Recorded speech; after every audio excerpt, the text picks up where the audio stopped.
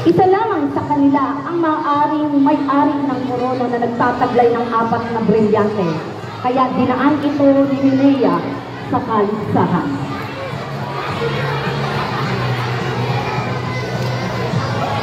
Nanalo sa kaligsahan si Amihan, na lihim na ikinagalit ni Perena.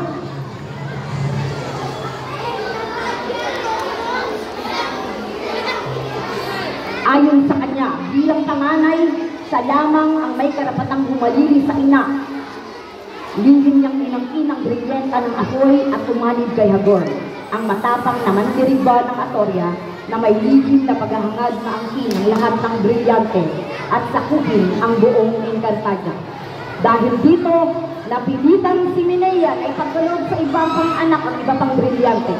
Si Amihan ang namamahala sa brilyante ng hangin. Si Alena ang kanigkatiwalaan sa brilyante ng tubig at si Danaya ang may hawak ng brilyante ng lupa. Nang mamatay si Minea, maaring pagsubok ang pinagdaanan ni Amihan bilang reyna. Kasabay nito ang pagsulpot ni Pau Pau, ang hinirang bilang tagapangalaga ng brilyante ng diwa. Pinakamalaking dagok sa pamumuno niya ang bumagsak ng Lirio sa kamay ng mga Hagor at Perena. Sa kamay ni Hagor at Perena.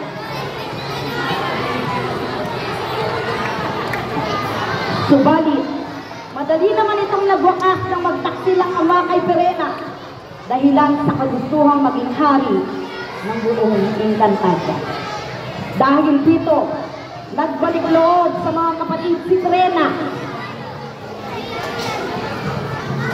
Katulong siya ng mga ito sa pakikipaglaban sa mga hadisan at nagapi si Hador. Subalit, sa kalagitnaan ng pakikinagdigma ay ikinasawi ito ni Reyna na si Amihan.